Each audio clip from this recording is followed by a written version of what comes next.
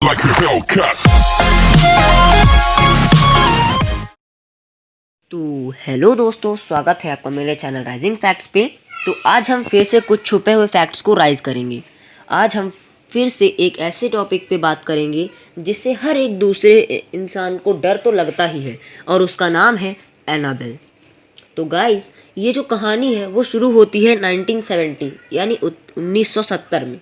एक लड़की जिसका नाम डोना था, उसे डॉल्स बहुत पसंद थी, इसलिए उसकी माँ ने उसे एक एंटीक डॉल गिफ्ट कर दी। डोना उस समय कॉलेज में थी और नर्स की पढ़ाई कर रही थी।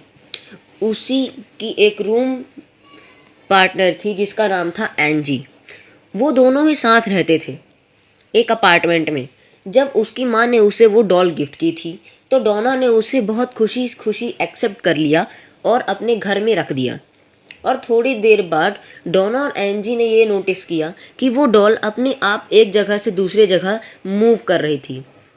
वो जब भी घर कहीं से वापस आते तो वो देखते कि डॉल वहाँ पर नहीं है जहाँ पर उन्होंने छोड़ी थी। जब वो डॉल किसी के रूम में रख दी जाए और वो जब कॉलेज से वापस आते तो वो उस रूम में नहीं रहती जिस रूम में उन्होंने उसे छोड़ा था। धीरे धीरे ये सब और बढ़ने लगा। एक हफ्ते तक ये इतना बढ़ चुका था कि अब उन्हें हल्का हल्का डर तो लगने लगा था।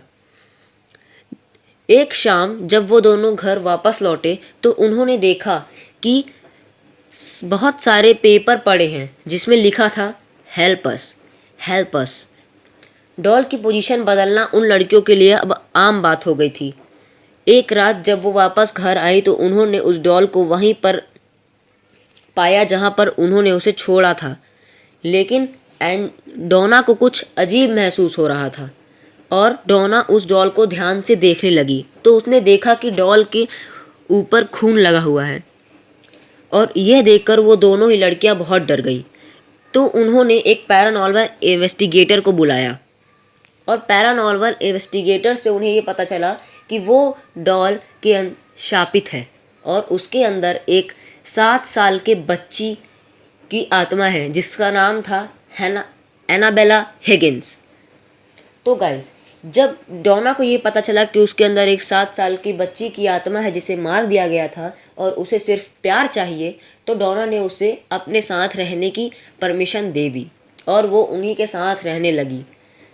कुछ टाइम बाद जब वो साथ ही रह रहे थे तो उनका एक और दोस्त था जिसका नाम था लू। लू का कुछ और ही कहना था कि उसे वो डॉल बिल्कुल पसंद नहीं थी।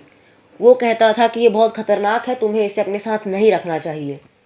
एक बार जब एंजी और लू एक कमरे में बैठकर बातें कर रहे थे तो उन्हें डोना के कमरे से एक बहुत ही भयानक चिल्लाने की आवाज़ आई। तो उन्हें लगा कि वहाँ कोई पक्का चोर घुस आया होगा। बट जब वो वहाँ गए तो वहाँ कुछ नहीं था, सिर्फ एनाबेल थी। लू ने उसे अपने हाथ में उठाया और फिर दूसरी जगह रख दिया। कुछ देर बाद लू को ऐसा लगा जैसे उसका सर फटा जा रहा हो, कोई उसके सर को दबा रहा हो। लेकिन उसने फिर कुछ दवाइयाँ ली और ठीक महसूस करने लगा। रात के समय एक बार लू की नींद खुल गई और जैसे ही उसकी आँख खुली वो अपने शरीर को हिला नहीं पा रहा था और उसने देखा कि एनाबेला उसके पास आ रही है। और एनाबेल के उसके पास आते ही वो थोड़ा चौकन्ना और डरा डरा सा लग रहा था। एनाबेल उसे देखने लगी और उसके बाद लू बेहोश हो गया। सुबह जब लू उठा तो देखा कि उसके शरीर पे निशान हैं जैसे किसी ने चक्कू से या फिर किसी नाखून से मारा हो। तो लू ने ये बात डोना को बताई और जब डोना को ये बात पता चली तो उसे थोड़ा शक हुआ और उन लोगों ने धीरे धीरे उस पर शक करना शुरू किया। फिर उन्होंने एक पैरानॉर्मल इन्वेस्टिगेटर को बुलाया। पैरानॉर्मल इन्वेस्टिगेटर ने बोला कि मुझसे ये हैंडल नहीं होगा। तो उन्होंने फिर फादर हिगिंस को कांटेक्ट किया। फादर हेगन ने जब उन्हें बताया कि ये मुझसे कंट्रोल नहीं होगी, ये बहुत पावरफुल स्पिरिट है, तो उन्होंने फादर कुक को बुलाया। वो एक बहुत ही जाने माने प्रीस्ट थे। तब फादर कुक ने उन्हें एड और लॉरेन वॉरेन के बारे में बताया। एड और लॉरेन वॉरेन उस टाइम के बहुत बड़े पैरानॉर्मल इन्वेस्टिगेटर थे और इनका नाम आपने द कंज्यूरिंग मूवी में भी सुना ही होगा। तो लॉरेन वॉरेन ने और एड ने जब ये देखा तो उन्होंने एनाबेल को अपने साथ रखने का फैसला किया, क्योंकि अब उन्हें पता चल गया था कि वो कोई 7 साल की बच्ची नहीं बल्कि एक शैतान की आत्मा है। तो उन्होंने उसे अपने पास रख लिया और जब वो लोग घर जा रहे थे तो एड ने उसे कार की बैक सीट पे रखा।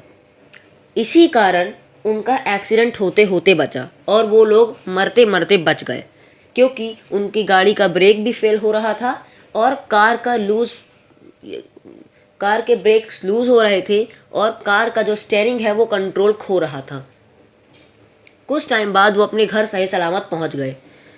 तो एक बार एड और लॉरेन वॉरेन के घर उनके कोई रिलेटिव्स मिलने आए और उन्होंने ये देखा कि उनके घर एनाबेल डॉल है, तो उन्होंने एनाबेल डॉल के सामने ही उसका मजाक उड़ा दिया, जिसके कारण वो दोनों ही अपनी जान गंवा बैठे। तो गाइज, ये कहानी यहीं पे ख़त्म होती है। तो अब हम मिलेंगे आपसे अगले वीडियो में। Till the next video, stay tuned.